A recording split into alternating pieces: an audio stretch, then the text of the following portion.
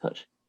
So, Coach, can you tell us more about what is NCAA Division 1, 2, 3, and how a certain university comes to compete in that division? Yeah, actually, Adam, what I'm thinking is if maybe you want to just put up all the questions in there. Oh, yes, I can definitely do that. All fit together. And Perfect. I kind of took this as an approach, not really knowing exactly where the background base of understanding things was based on our recruits and CollegeTrackr, things like that. So just give you some of my experience or my understanding of the way that things are. So NCAA Division 1, 2, 3 school is usually determined by a couple factors. It has to do with, one, the school size, mainly the number of attendees, and also the amount of money that the school has to be able to allocate to budgets for athletic departments. Division 1, as you know, the bigger schools generally have the funds to support student athletes in a full capacity as far as athletics. There is much more emphasis on the sport at that level. I can tell you from my experience in a mid-major Division 1, there's been an increasing level of emphasis, time, and responsibility put on the student athlete sport, and expectations, again, alongside that they fit in enough time to be able to get academics and things like done as such. As we move down to Division 2, a little less scholarships, a different type of schools, and then Division 3 schools, which I believe you guys are mainly talking to at the moment right now, non-athletic scholarship schools, still very extremely engaged. What I would call the pure aspect still left of amateur athletics, where you have an opportunity to get a first-class education, I would argue far better than most of the Division 1 or 2 schools, while still being able to compete for championships or at the highest level of your sport that you can. I get the question a lot, or I'll just have recruits that have come to know me over the years that I've even helped get into or attract other schools, and that they're wondering why they're a good player but maybe have gotten a late start in the process. And the knowledge that I can pass along there is that it feels like the recruiting calendar, especially for Division 1, Division 2 scholarships, athletic scholarships, has been moving up, right? I mean, so coaches are deciding these things, it seems like now, by freshman, sophomore, maybe as late as junior year of high school. Never fear though. You always just kind of want to find the right fit. One thing just to remember too, and that Adam will touch into, is that we get a lot of high academic kids coming from Canada, student athletes that are looking for the good weather and good school and place to compete, and then we do have quite a bit of other access to academic merit scholarships and things of the like. So it's probably good for that, Ed. Great.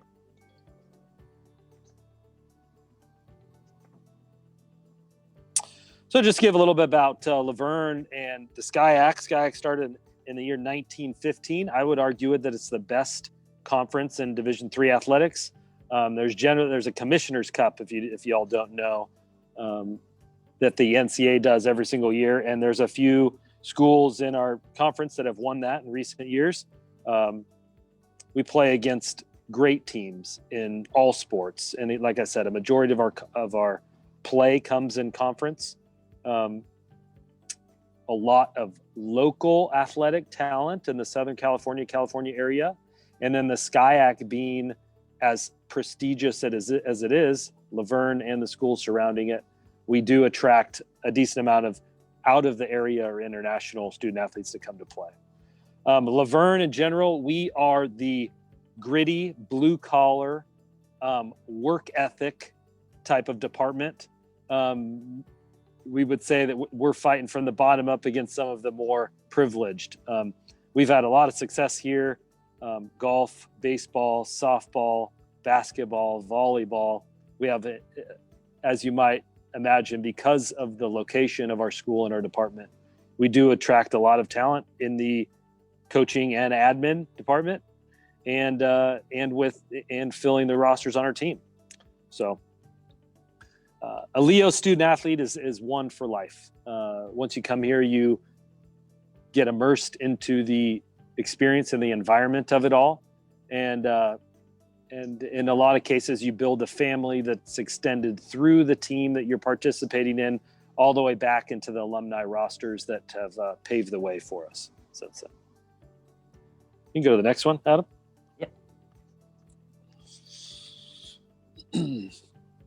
Get this question quite a bit. What goes on during the day in the life of a student athlete? Well, we're up early generally.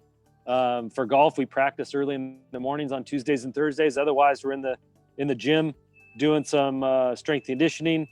Coach Nicholson knows quite a bit about that as a student athlete and as a coach.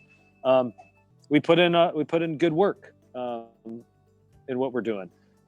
Class scheduling works out generally pretty favorably. I think over my 7 years here, I've only had a couple of times where players have come to me and have said that they have problems with class conflicts, sometimes every once in a while with a specific major, conflicts with practice, sometimes in upper division. But generally, if the student athlete is on top of kind of their life schedule, their daily schedule of a student athlete, then no problems there quite a bit. A lot of benefits though too. Local, regional, national travel, I would say, that's kind of built into the budgets of some of our better programs. And new athletic director Winterburn is putting in an endowment of priority, make sure that everybody gets a chance to travel every single year with every single sport. So that's some of the perks. We took a trip up to last fall, up to through California up to Oregon, playing some great non-conference competition. That's one of the other perks. Get to play up against Division II, Division I, great NAIA competition in Southern California. Those are just some of the perks, bonuses. You can go on, Adam.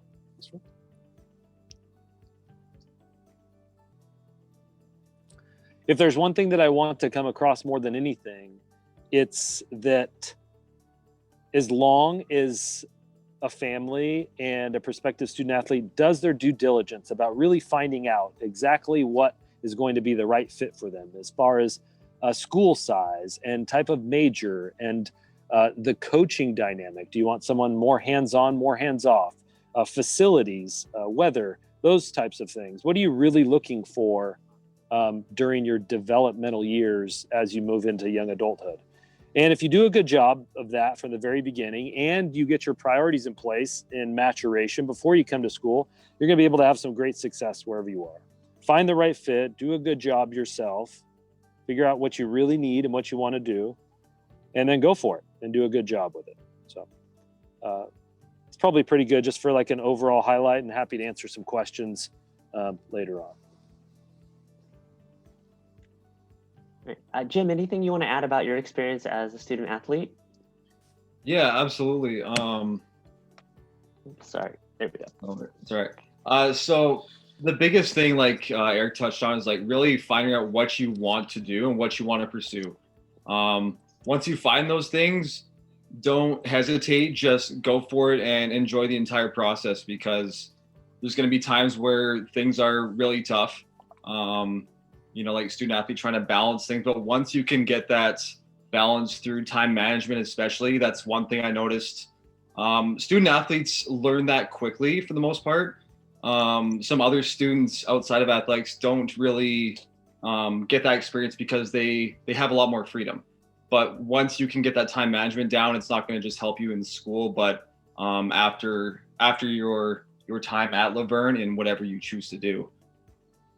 The biggest thing too is like, for anyone, doesn't matter what school you go to, is like you get in what you get out what you put into it. And for me personally, my first year I was kind of in and out of golf for a few reasons, but then I realized like, okay, I have to make a commitment, whether that's to really getting through golf or my academics. And once I was able to make that, think about it a little bit more, I had a clear vision of what I wanted. So really just, thinking a lot for yourself and then doing what's best for you. Cool. Thanks, Jim. I'll talk a little bit about the academic part. I guess that's the other part why you might come to the US. And then definitely we want to spend most of the time answering any questions that folks have. So again, Coach Eric mentioned, the location. I think there's a lot of things that you think of when you think of Southern California, and rest assured, we are close to all those things. So, a lot of it is location. So in addition to the academic component, the athletic component, there's a lot of other recreational and other social opportunities available to you. There's 6 other universities within 20 minutes of us. So know that the area where we are in is full of young people. And when there's so many folks at the college age, rest assured that there's lots to keep you busy, aside from the classroom and the driving range and on the golf courses. So quick fact, we are a small institution, 2,500 undergraduate students across 40 plus different majors. Close to 7% of our student body consists of international students. And from the athletic side, we have 20 Division III sports for men and women. Golf is actually one of our most international sports. We've had players from Thailand, from Australia, from the UK, from Germany, from Norway. Actually, one of our golfers just was voted Scholar Athlete of the Year, right? Henry won that award this past for the academic year that just finished. So definitely Southern California, a super international friendly place. We do have a variety of programs. We do not admit by major. So every student we admit, you are admitted to the university, and you get to decide whatever program that you want to major in. Most of our students on average change their mind 2 to 3 times while they're in university. That's okay. We built the program like that.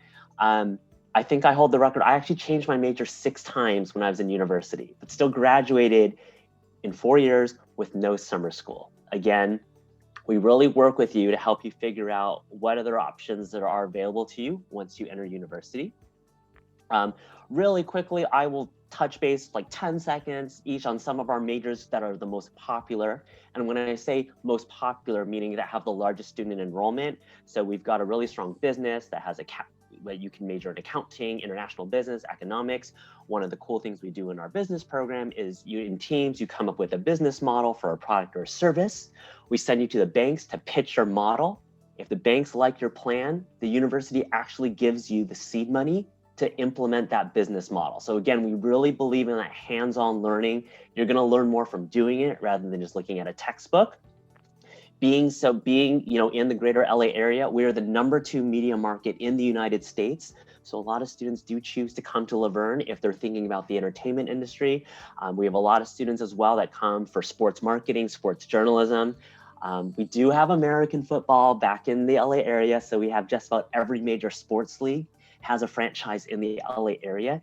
And we have a number of relationships with those different teams for different sorts of internships.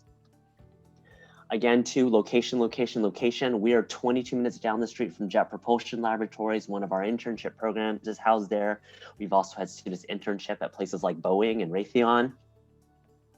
And then again, we have a number of bridge programs. So for people looking to go into the health sciences, but not necessarily a doctor, we have a great physician assistant program, a master's in athletic training, and we also have what are called some linkage programs. So you can have either priority or guaranteed admission to other master's degrees and some of the other health sciences. Again, we recognize that as a booming career field. And of course, Jim mentioned kinesiology. We're one of 18 schools in California that have this program. So if you're looking to stay in the athletics and maybe down the road, maybe you're not playing so much, but you're behind the scenes supporting your athletes. And Jim, I know you did a lot of hands-on work, right, in the major. I don't know if you want to talk about any of your hands-on experience, whether with internships, research, things like that, in regards to the major. Sure. So it was right away in my sophomore year. I had started interning at a smaller like family-owned business for one-on-one like personal training, small group fitness classes, and like that was one of the greatest things. The program, like all the teachers know the students very well, and they're always pitching like, hey, we have opportunities here at I'm forgetting the retirement home close by there, Adam. What's that one called? Casa Colima? Hillcrest. Yeah, for that one. Oh, yeah, and Hillcrest. Working with elderly populations, or at Casa Colina. There's so many opportunities out there, and the one I kind of stumbled upon was strength and conditioning, and I was kind of gearing towards, again, more so athletes, and the head strength coach there Eric, got in touch with him, and it turned out to be, my career now. So whatever you're, thinking about, like your mind might change, you may make different decisions, but there will always be something for you, some kind of opportunity. You just have to go look for it and take advantage of it to the best of your ability. Cool. And again, too, we really, as a smaller institution, we work really closely with our students and our student athletes. It's very hard to get lost in a crowd at Laverne. When your biggest class ever is about 30, and most of your classes are about 16, you're going to know your professors, you're going to know your coaches. A lot of them address professors by their first name. You have their mobile numbers. So if you like that kind of culture, sometimes I think it's really worth looking into a smaller school like a Laverne, for if that is part of the fit of what you're looking for in your university experience. We have a brand new residence hall that just opened 3 years ago. And I know people say, oh, you talk about the new hall, but the new hall is actually for our first year students. So our first year students get the best, I'm going to say the newest residence hall experience. Our new dining hall is also right on the ground floor of our dormitory, our freshman dormitory. And walking from the freshman dormitory either to the athletic gym or to our student union is about like a 50 to a 70 meter walk. So it's a quick sprint. So you're very centrally located if you choose to live on campus. We also have a number of student support services to help you succeed both outside the classroom as well. And I know the golf team tends to be pretty strong in terms of academics, and I know they've got study hours and things like that, but just know that we have a lot of resources to help you. If we admit you to the University of Laverne, it is in our best interest to ensure that you do well. So we are not looking to fail you. We are going to do everything we can to ensure that you succeed in your classes. Whether it's just from extra tutoring or to something bigger concept like mapping out how to write an 8-page research paper. We'll work with you through all those steps of the way. And again, too, it's really hard to get lost at Laverne. Those relationships that we have with the students are very strong, even past graduation. The fact that we were able to get, that we still keep in touch with Jim, and he was graciously agreed to join us for this webinar. One of our other golfers that just graduated this year, he's been texting me and I'm helping him with his grad school applications. Coach Eric, Justin wants to come back to SoCal, so we'll see if we can get him back here to do his MBA. But again, okay, we have those relationships with you even after you've graduated the university. And again, all these services are included and they're free for you as a student. As far as the application requirements go, we are a common application school. That is the primary way our international students apply, but we do have our own application as well. The main thing that we're looking for are transcripts, and the good news is that you are able to upload, as a student, you can actually upload unofficial transcripts to your application portal, and we will be able to use that to review your application for admission. We only ask for one personal statement. We recognize the pandemic has made things a little tricky in terms of being in the school on a daily basis, so we have made the recommendation optional for students. We do not require the SAT or ACT for students. And assuming, for most of our Canadian students, if you're not living in Quebec province, you can apply for a waiver from the TOEFL or the IELTS or the Duolingo. Because again, I know for most Canadians, your primary language of instruction is English, so that just got adjusted this year. So that's some good news. I don't think anyone is heartbroken about having to sit in an auditorium for 3 hours to take the SAT or the ACT. So as far as scholarships, the beauty of our scholarships program is that we assume every international student wants a scholarship. So for that reason, we do not have a separate scholarship application, right? So every student upon admission, you are automatically considered for a merit scholarship. The other cool thing I will say is that, yes, so our scholarships range from $5,000 to $30,000, which is actually an increase from last year. So that $30,000 is roughly $39,423 Canadian. The beauty of our scholarships is that our scholarships are standards based. So every student who meets the requirement for our $30,000 scholarship will receive that scholarship. You're not competing against other students. We're very fortunate that we have a president that is very vested in international students. So we are not limited to the number of international merit scholarships that we're able to give out. And again, a number of our golf students, international golf students, very strong students, and have definitely received some of our top scholarships. And again, this amount is actually an increase from last year. So we're really excited about that. There's a number of ways, obviously, we'd love to hear more from you and keep in touch with you. We have a webpage that has virtual visits, the ability to schedule one-on-one appointments, check out our virtual tours. We do have an Instagram page. I am still learning what TikTok is, but our student ambassadors run our TikTok page. So if you want to check us out on social media, you can. If you'd like to leave more information, I've included our URL that you can request more information, or you can scan that QR code and we can get more information to you. As far as content wise, I have one more slide that really just has my contact details, but really we just wanted to spend as much time as we could just really answering any questions that folks have, either through the streaming thing or through those of you that are on the Zoom webinar as we speak. Yeah, I can actually facilitate some of those questions coming through right now. And there's one that just came through regarding that very generous scholarship. One of the things that, the families here from Canada are concerned is the how much scholarship can they receive from a Division III school, right? They talk about, we talk about Division I, Division II athletic scholarships, but $30,000 for a scholarship is very, very generous. So do you want to expand on the point that you made regarding there is no limit to the number of scholarships that can be given to international students? So if I have 5 Canadian golfers who are reaching out to coach and like, hey, I want to play there at Laverne, what are the scholarships look like? Yeah, what is that? Right. Sure. So again, we've got different tiers of scholarships ranging from 5 to 30,000, and we have different criteria that an admitted student must meet for a 5, a 10, 15, 22, $30,000. So basically, again, if I had 10 Canadian students who were all admitted, and they all met the criteria for our $30,000 scholarship, I'm going to award each of those students that $30,000 scholarship.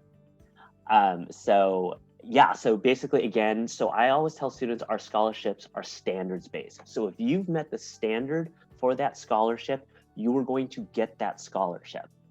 And again, the scholarship criteria it's public information. It is on our website. So we are for international students, we are very upfront as far as what the scholarships, what the criteria are to be awarded that scholarship. And then, and again, we're looking to give out as many as we can based on qualifications. It's not my money. So if I can give you a scholarship, I would prefer to give you a scholarship. Yeah, great questions and great comments, guys. I think you're hitting on it, all the important things there. I'll just give us some color. I started coaching here in Laverne in 2008. I was here from 2008 to 2012, then got the opportunity to go back to my alma mater at UC Riverside, a Division I school, and was there for 4 years, built both the men's and the women's programs back up, but then came to realize the benefits of Division III, just how outstanding a place like Laverne was with the balance of things, and realized that I was going to kind of finish my career here. This does give me some experience into all levels of recruiting in all divisions.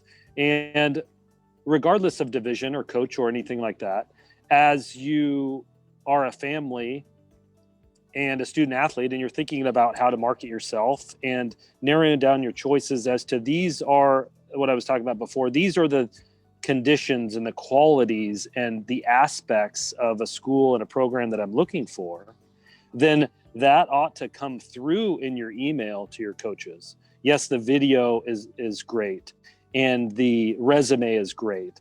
And as a Canadian student athlete, almost with COVID going on, maybe in a certain way, you maybe have an advantage compared to the local kids now because, your results in tournaments and your video lessons and your recommendations from your swing coach and those types of things all help you a lot. But we want to know as coaches that you are really interested in our school and our program. And these are the reasons why. This is the type of major I'm interested in. This is what I've researched about the school and what really attracts me. Maybe you even have some questions in there. I know coaches are like myself. We're just always looking to help kids. I say all the time, I just want the recruit and the family to find the right place, whether it's Laverne or elsewhere, right? And there's been players that have sat at my desk, and I just know that Laverne's not the right place for them, looking for a big school, something like that. You know, a different type of coach, not like myself, that's has the experience to develop players. Maybe they just want a coach that's going to be more hands off. And so to find the right fit, to really answer the question, let that come through in the email. Feel free to pick up a phone and give a coach a call or leave a message. And if for some reason you don't get a call back, well, to me, that's a signal that maybe that's not the right fit, you know, if a coach can't give you a call back. And that does happen, but don't take it personally. They've got other things going on and stuff. And if it turns out to be a good prospect, then you will get a call back and you will get an email. And if you do really care about the places that you're looking at, like Laverne, we're here to help all the time. The good coaches are out there. You'll be able to find them.